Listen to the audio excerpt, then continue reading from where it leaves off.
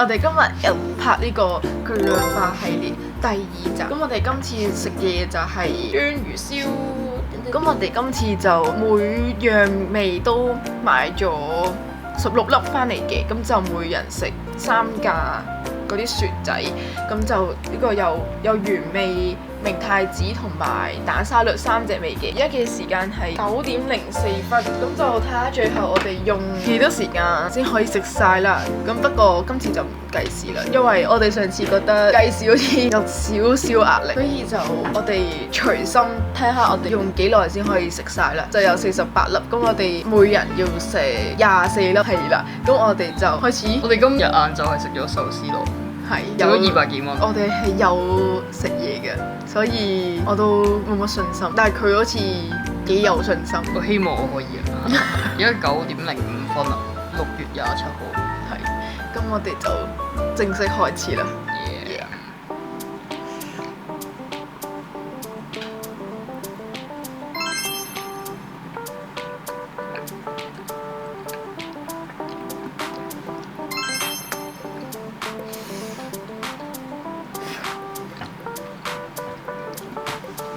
我攞得太多醬料，好鹹。都係嘅。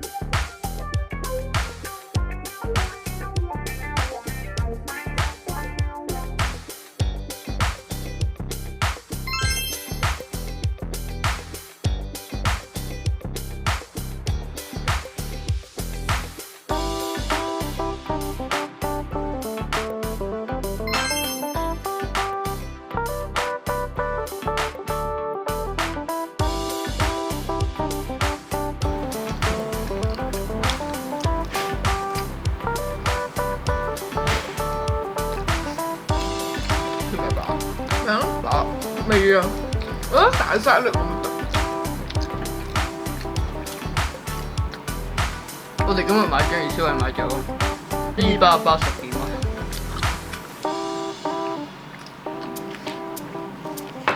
有11個飲法。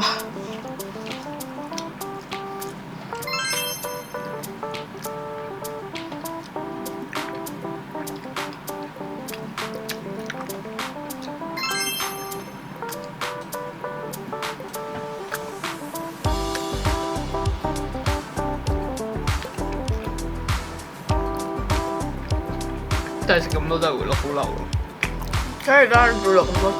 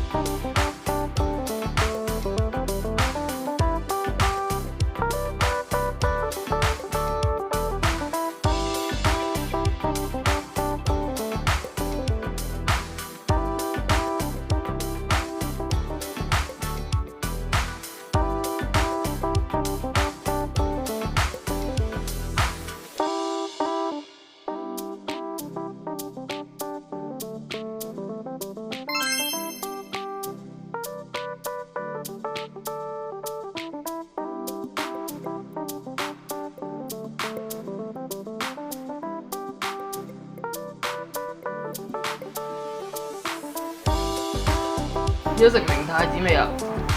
你食到幾多啊？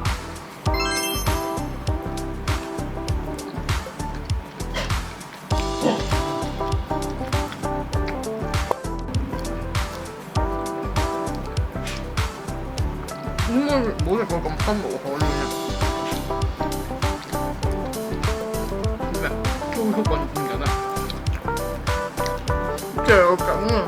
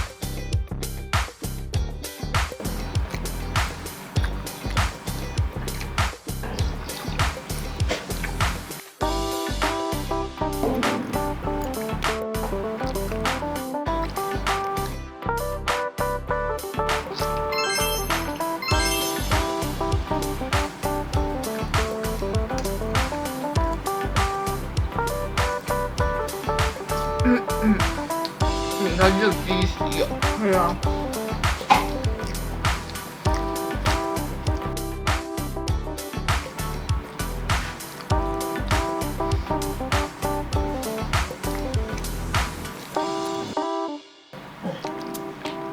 你知唔知食過咯？唔記得。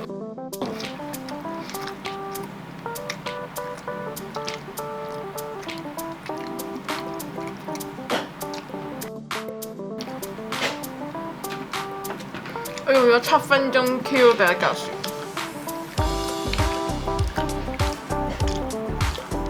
我哋今日有磅嘅喎，呢個係有幾多2.4 kg， 3盒，驚人嘅數字。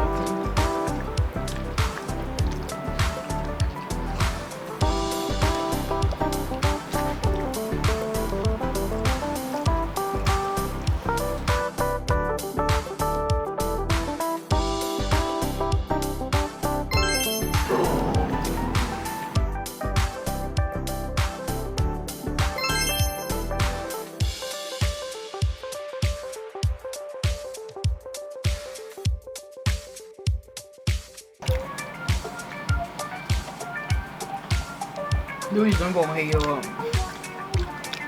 有人話如果我食唔晒啊，佢可以幫我食埋佢包底啊，大家信唔信啊？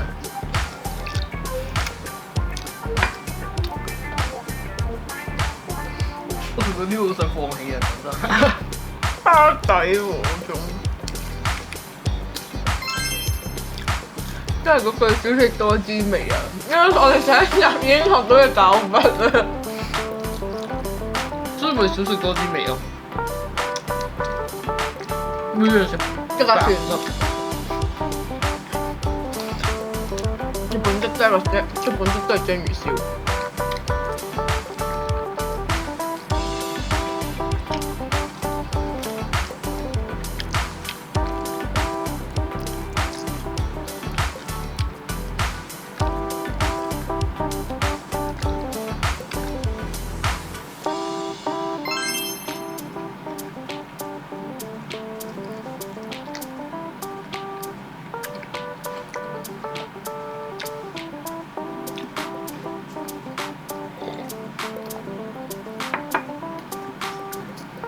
原來食章魚燒係會飽嘅。唔知，你係食多士唔會飽，你係食多士咧？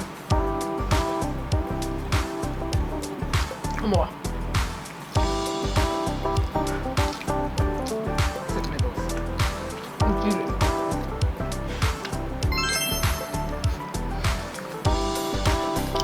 我只係仲差9粒咁就食晒啦。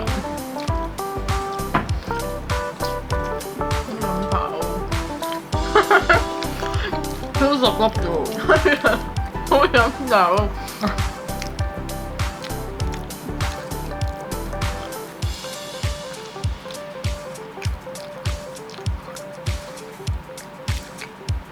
甜同味都搞不撚掂。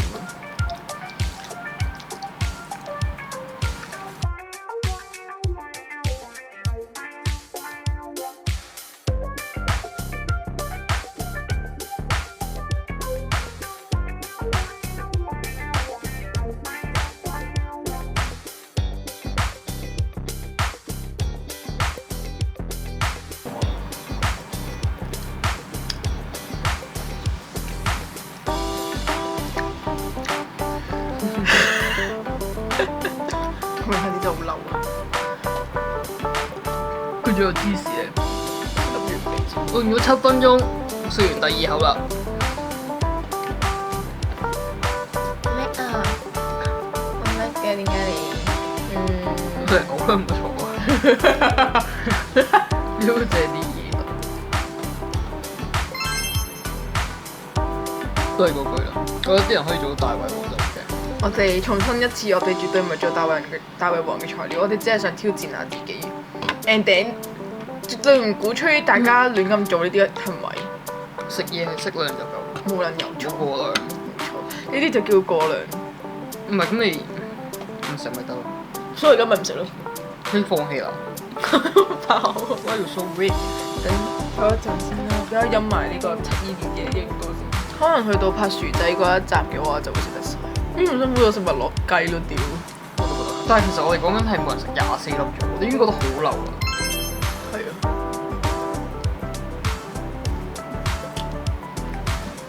哦，以後都唔食章魚燒。但係其實講緊我哋平時食到好飽都會去食章魚燒嘅咯。係。佢真係好中意食章魚燒，但係呢個我覺得幾好嘅係，我整佢哋之前唔緊要啦，唔會用。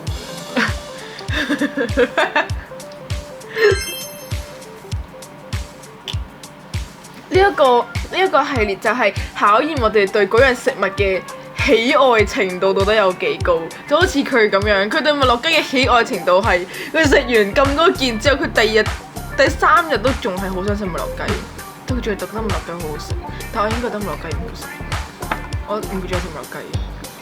咁睇嚟我哋對章魚燒嘅喜愛程度冇咁高。因為我真係好似我中意嘅，我都冇日日對住你我都冇厭啊。係咯。因為我做人專一，咪對麥樂雞好撚專一。即係對麥樂雞專一。咪對你咯。食物入邊你就係對麥樂雞專一。個重點係因為章魚燒都係麵粉開出嚟，所以好飽。有25分。係啊，但我係從來都唔會懷疑自己對薯仔同埋米線嘅喜愛程度。咁啊，下次睇下你可以食到幾多個過橋咯。講到咁勁啊！你可唔可以好似我食麥樂雞咁啊？我剪緊條片嘅時候，我仲覺得麥樂雞好好食，好想食麥樂雞。佢仲想出去食麥樂雞咯，喺間房度行出廳。我見到廳嗰兜麥樂雞已經唔想食啦。你真係不如買個麥樂雞香薰擺喺屋企啊！佢重點係因為佢醬整到好流啊，好 heavy 啊，同埋好抗拒嘅，我唔明真係。呢個係一個會令人厭嘅味道咯，因為佢點樣都係會有嗰兩隻醬喺度咯。啱少以為你覺得係我唔係啊，章魚燒真係唔可以亂咁試。我真係差4件就可以，4粒就可以完成到你嘅目標。係咯，冇錯。我係廢柴，放棄，我忍唔住力到。章魚燒嘅 sponsor。會唔會又好似上次咁，我鳩噏咗一輪之後，跟住我都係食唔到嗰4粒咯。做緊條雪條先。冇 sponsor 㗎，係用咗對唔住。做緊條雪條，順身，們在話興，快樂過生活，信心大增啊！但其實我覺得又唔係真係去到咁飽咯，只不過係好唔想食嗰個味咯。我唔想食嗰個口感。但係我覺得嗰個明太子真係好辛苦啊！想嘔啊！望到佢想嘔啦。你嗰2粒咋？我覺得好勁咯，我自己可以一嘢搶8粒。即係用咗5分鐘食咗明太子8粒，係明太子啊！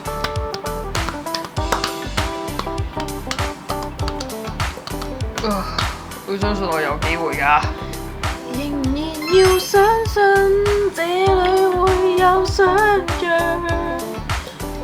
求時間變慢，不想急於成長。我又俾素材你剪啦。喂，點解你咁得意嘅？點解你成隻倉鼠咁得意嘅？好飽啊！我都 OK 喎。哇！我唔想再聞到呢陣味，我想講，我聞到嗰陣紅薑味我就想嘔啦！你唔好用你個口氣攻擊我。我都你自己都有食啊！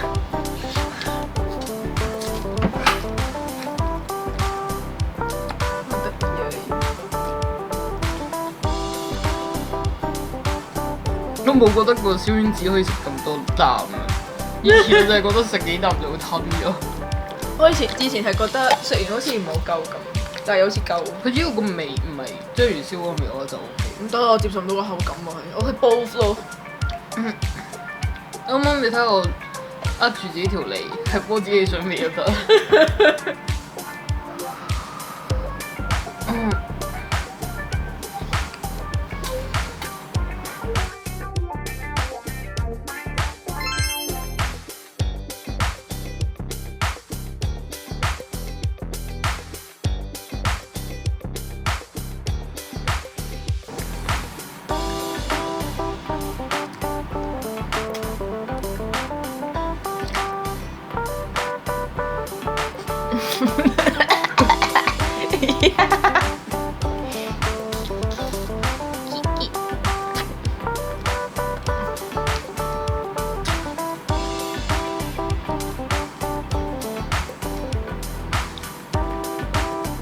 出邊有兩隻狗喺度虎視眈眈，人嚟嘅唔係狗嚟。仲有兩隻人咯，兩個人。點解會覺得似人？就係大家去 Fred 睇片啦，唔該。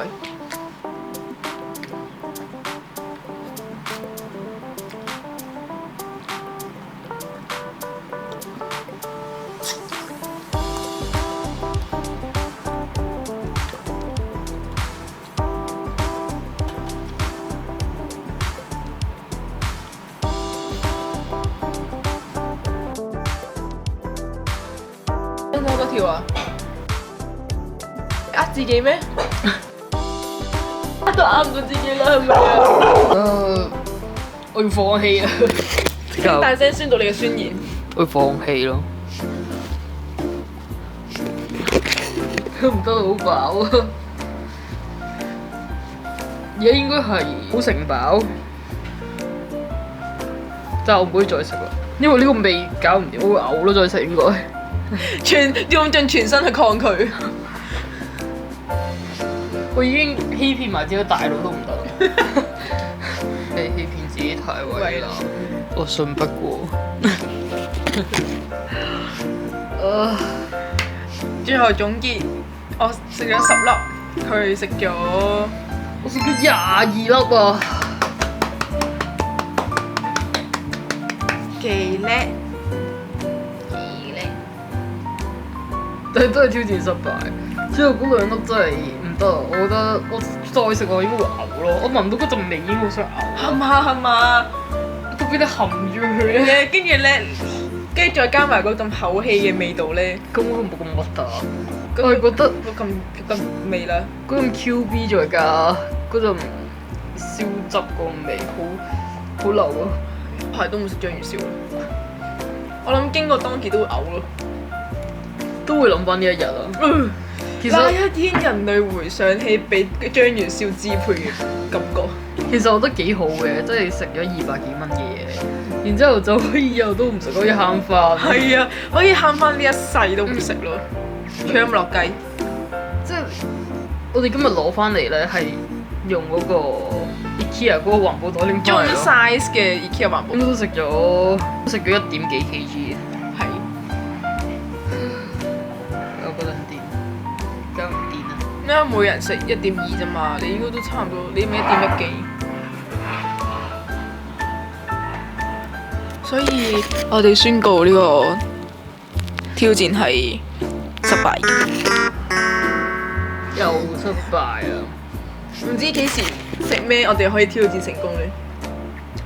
你覺得你自己食咩會挑戰成功？知啊，我就知，我而家都唔係好想食嘢咯。短時間我就唔想食嘢啦。我自己覺得我食薯仔類嘅嘢同埋米線應該會 OK。如果 fail 咗嘅話，唔食，唔食咩啊？唔食呢兩樣嘢。因為我冇落，冇講啫。每次行個譚仔都要揼心口。我唔係咯，係你食完，可能食完2碗過橋嘅時候，你已經唔會想再食咯。短時間，或者嗰年已經唔想再食咯。你而家過啲成年，我都唔想再見到章魚燒啫嘛。呢一世都唔想再見到章魚燒啦，呢一世都唔好想見到麥樂雞啦。咁麥樂雞咁好食，麥樂雞真係好好食喎。麥樂雞咁正，你諗下，我嗰個禮拜仲係好想食嗰薯條咁正，麥樂雞好食啲。屌！呢個巨量化系列好啦，我哋要變成挑戰失敗系列啦。可能要停一停先。食完呢個章魚燒之後，真係短時間內都唔會更新住。雖然我哋預備咗好多 bucket list，但係短時間都唔係好想食咁多嘢住，人都係要休息下嘅。係，其實可能唔係拍片就 OK 咯，即係好似我琴日食蘇味麵包食咗OK，都係嗰句，大家唔好以身試法。最緊要都係真係少食多滋味。冇錯，而家食咁多真係唔知做乜啊！冇錯。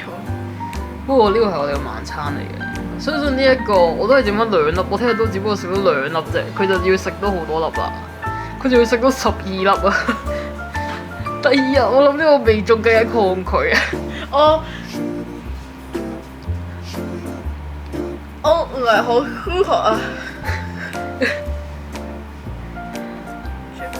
真係好飽啊，因為佢仲要係麵粉，你佢會發脹。係醬撚咗咯，所以去到夠唔係喎，其實已經唔知幾，其實都唔知幾點完嘅啦。講拜拜啦！我哋用咗差唔多半個鐘左右嘅時間，敗咗呢個挑戰。我哋下條片再見啦，拜拜。拜拜啊！